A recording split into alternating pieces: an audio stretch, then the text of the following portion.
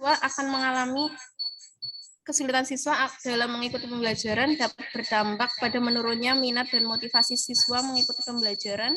Yang keempat, siswa akan ketinggalan informasi penting. Dan yang kelima, rendahnya pengetahuan siswa akan mempengaruhi kualitas diri siswa. Lalu yang keenam adalah kegiatan pencapaian visi dan misi sekolah dalam peningkatan mutu layanan pendidikan tidak terpenuhi.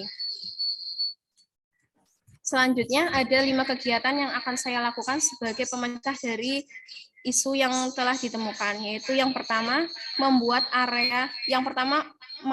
membuat rencana pelaksanaan pembelajaran, yang kedua membuat area membaca untuk meningkatkan keterampilan membaca siswa, yang ketiga membuat media Pancadeo, yang keempat melaksanakan pembelajaran menggunakan media Pancadeo, dan yang kelima melakukan evaluasi dan refleksi kegiatan meningkatkan keterampilan membaca siswa melalui media Pancadeo.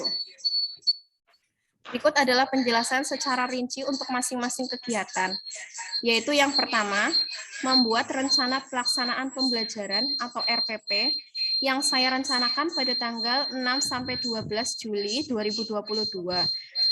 Ada 4 tahapan dalam kegiatan ini. Yang pertama, konsultasi dengan mentor. Yang kedua, menyusun RPP. Yang ketiga, menyusun soal dan jadwal pretest. Lalu yang keempat, melaksanakan dan mengevaluasi hasil pretest.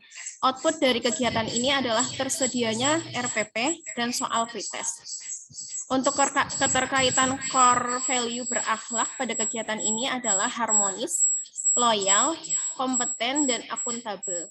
Lalu selain itu, dalam kegiatan ini juga terkait dengan Smart ASN, yaitu Digital Skill dan Digital Safety.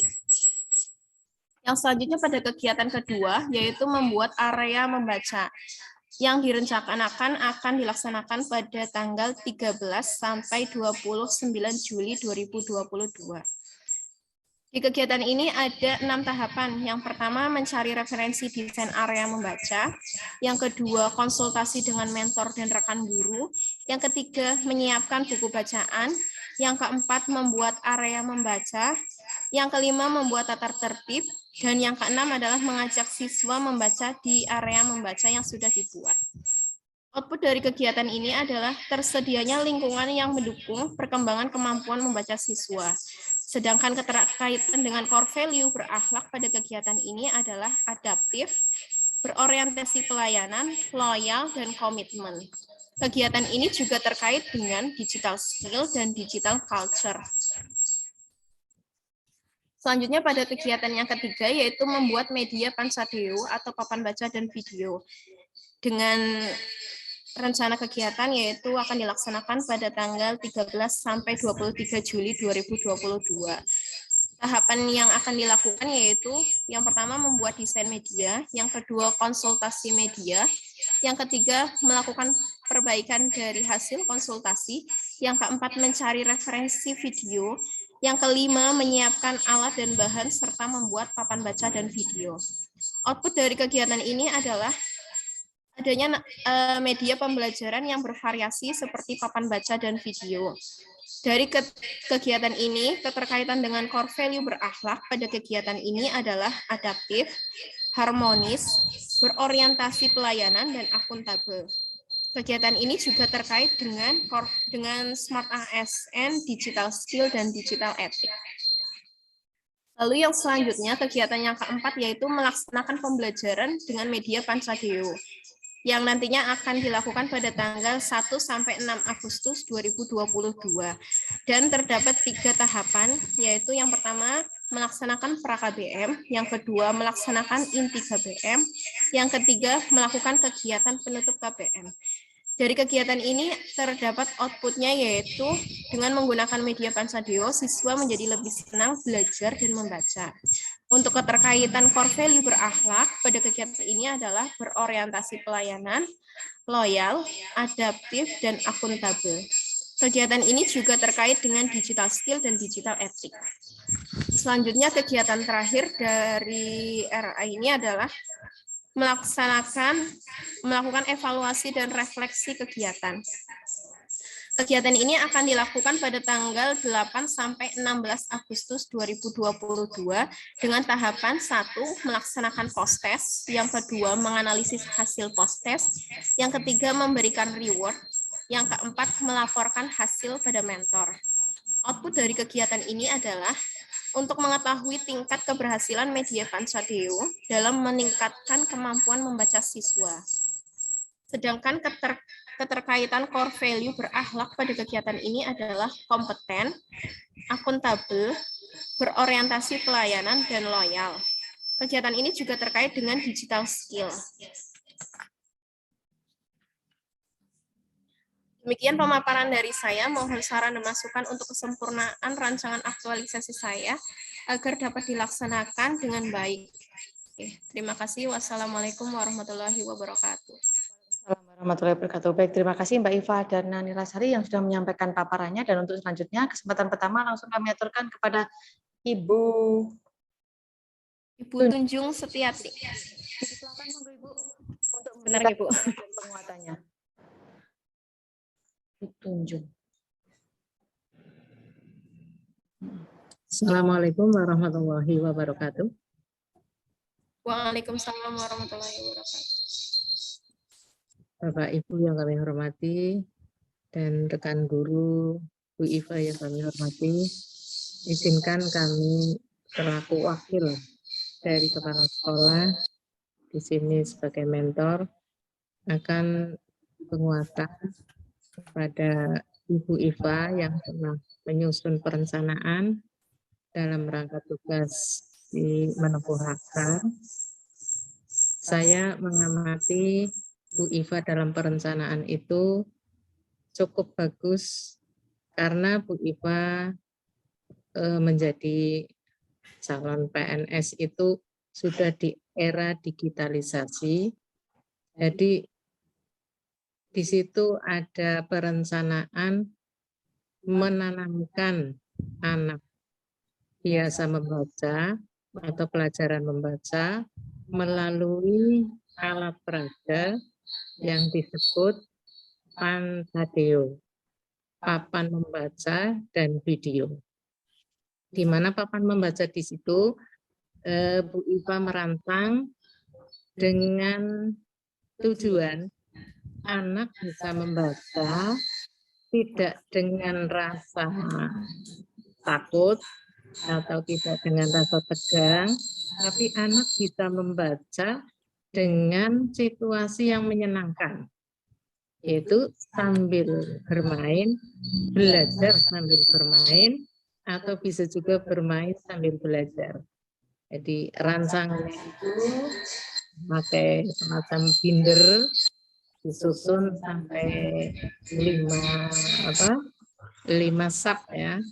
Nah, nanti disusun huruf-huruf, misalnya membaca, menampilkan huruf A sampai Z sampai ada 5 baris.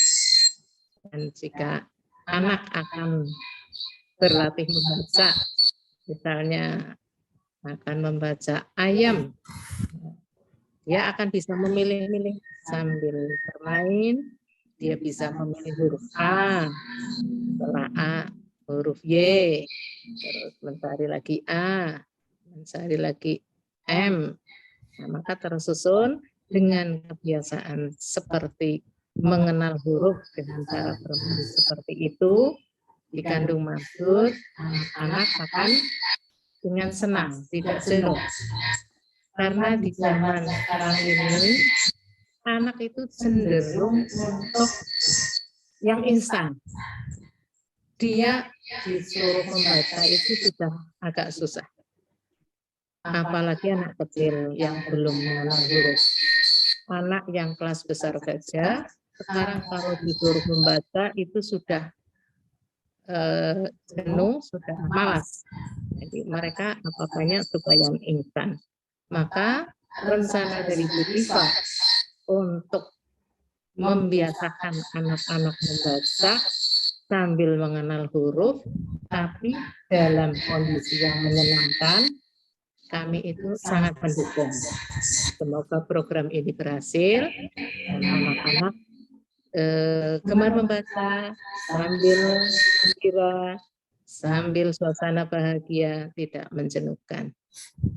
Mungkin dari mentor memberi penguatan seperti ini, semoga sukses.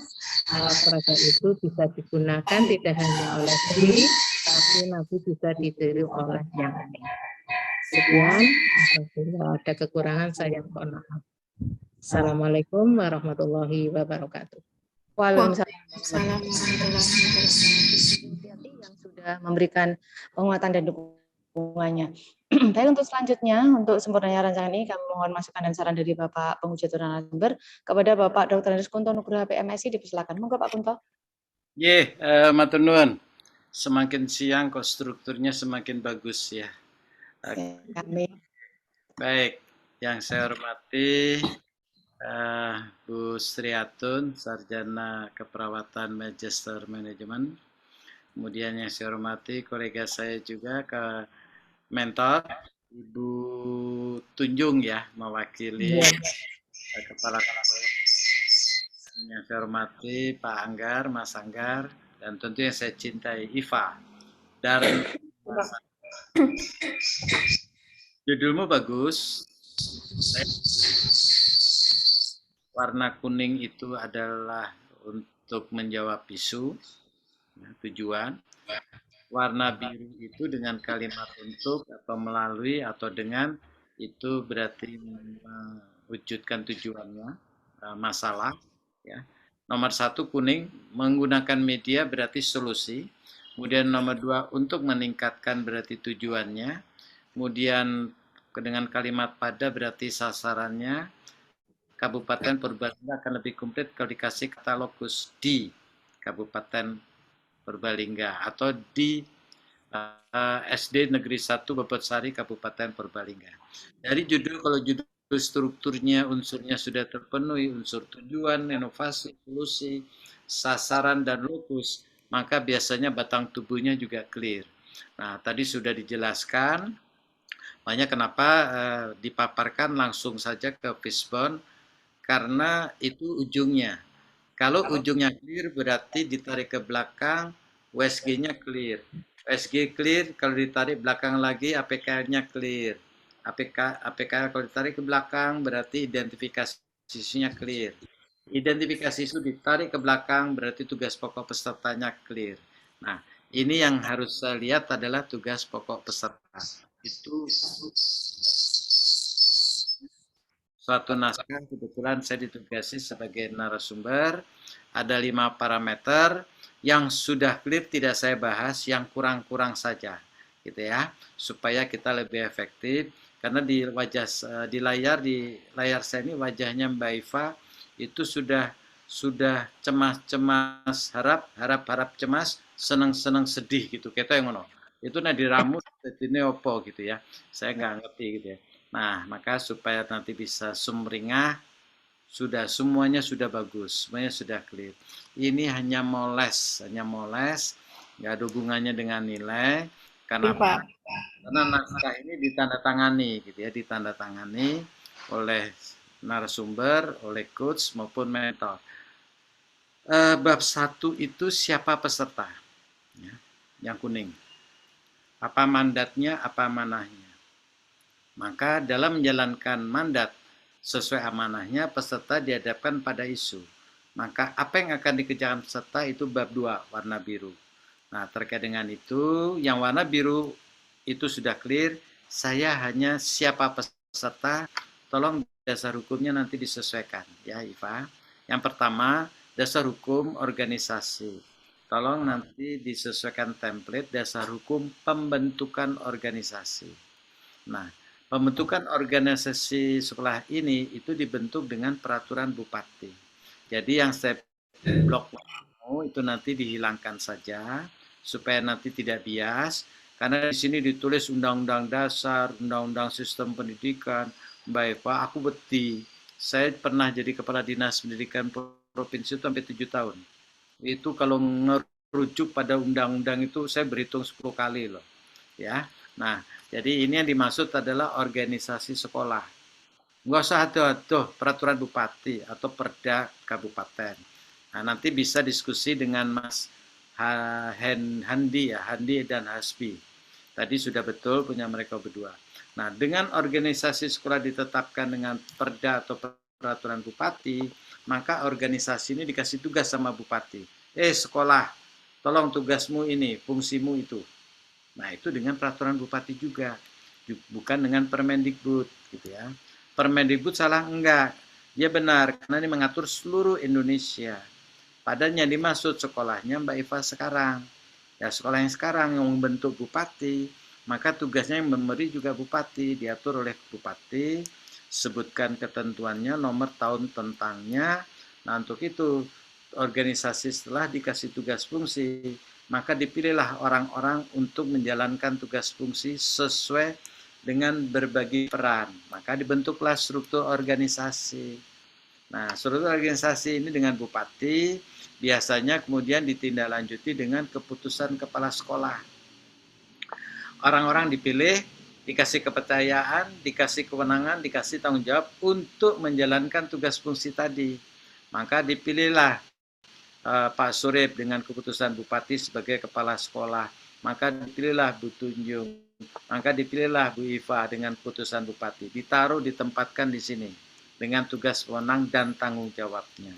Nah, supaya ini bekerja, maka kemudian harus mewujudkan visi misi bupati.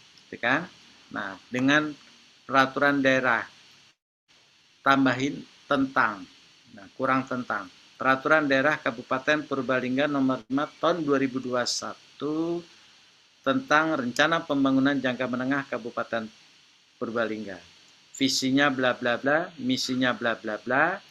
Nah, setelah visi misi diuraikan, kemudian itu tujuannya, mau dibawa kemana sekolah itu tujuannya tadi visi misi. Nah, dalam proses menuju tujuan itu budaya kerjanya apa? Diatur oleh peraturan bupati, betul, warna hijau. Nah, untuk itu tugas jabatan peserta. Ini saran saya, Mbak, ya, yang tak blok, set, ini dihapus, langsung ke tugas ASN, supaya tidak berubah, gitu ya. Ini dihapus yang saya blok, tapi nanti taruh di paling bawah. Jadi nomor 1, tugas ASN, undang-undang ASN, tidak usah kode etiknya, tidak usah kewajiban, tugasnya aja apa. Ya, pokoknya ditanya tugas jabatan peserta. Nah, nanti yang tidak berkepentingan ya di del aja. Kewajiban kode etik di del, ya ini di del. Terus kode etik juga di del. Nah, tugasnya saja. Terus yang nomor 2, itu jabatan fungsional guru dari Permenpan. Nomor 3, tugas pokok guru, ini dari Permenpan juga. Baru nanti yang di atas yang di delta ditambah ini. Itu nomor 4, tugas peserta. Berdasarkan surat keputusan dilengkapi dong, sayang. Surat keputusannya siapa? Nomor sekian tentang apa? Maka itu tugas peserta. SK Bupati tentang CPNS, kemudian diamanahkan sebagai guru apa, gitu ya, yang biasanya ditindaklanjuti dengan keputusan kepala sekolah tentang tugasnya. Itu saja dari saya, masukan di bab 1 untuk dasar hukum, dan yang isu dan sebagainya, karena sudah diskusi panjang tadi, maaf, Bu Mentor juga sudah ngasihkan reasoning, ya, semuanya sudah selesai dengan alur. Hanya pesan saya, pastikan yang pertama, rancangan kegiatan ini yang sudah didesain di sini, ya, ini kan sudah didesain Mbak Eva, 5 kegiatan untuk menyelesaikan isu dan tahap-tahapannya, termasuk hasilnya, kemudian jadwalnya sudah ditata, pastikan ini jalan. Tidak boleh ada satupun tahapan kegiatan yang tidak jalan. Kalau tidak jalan, berarti core isu di Fishbone tidak selesai, berarti gagal. Maka pastikan ya sayang, 1 bulan ini semua harus jalan, maka konsultasi, bangun komunikasi, konsultasi dengan mentor, dengan rekan sejawat, ke atas, ke samping, dan ke teman-teman yang lain. Yang kedua pesan saya adalah jadilah guru dengan hatimu. Jangan jadi tukang guru. Good luck, sayang. Saya yakin kau bisa. Saya tunggu. Oke, Pak. Matur nuwun nggih, Pak, atas koreksinya. Nanti saya revisi dengan sesuai dengan yang Bapak tadi revisi ini. Oke, saya kira begitu. Insya Allah nanti di seminar akhir atau silaturahmi akademik terakhir, kalau narasumbernya saya, maka judul lagunya adalah Janjimu yang Kunantikan bulan yang akan datang. Matur nuwun, saya kembali kepada Mbak Atun. Wassalamualaikum warahmatullahi wabarakatuh. Waalaikumsalam warahmatullahi wabarakatuh. Baik, terima kasih Pak Guru atas masukan dan sarannya terkait dengan rancangan yang sudah disampaikan oleh Mbak Iva. Untuk Mbak Iva, ada yang perlu diklarifikasi Mbak Iva? Dan lumpuh pangapunten tadi suaranya tidak jelas. Klarifikasi? Ada yang perlu diklarifikasi nggak dengan Pak Kunto? Atau sudah jelas? Nggih, sudah jelas, Bu. Nggih. Kalau sudah jelas, berarti nanti itu dikoordinasikan lagi dengan teman-teman ya, terutama untuk Mas Heni dan Mas Hesbi terkait dengan yang dijelaskan oleh Pak Kunto di bab 1 dan 2. Gitu nggih, Mbak Iva?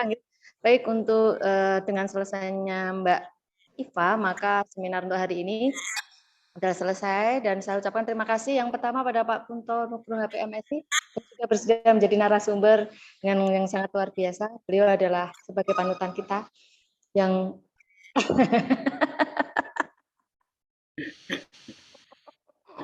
saya tidak bisa mengucapkan dengan kata-kata.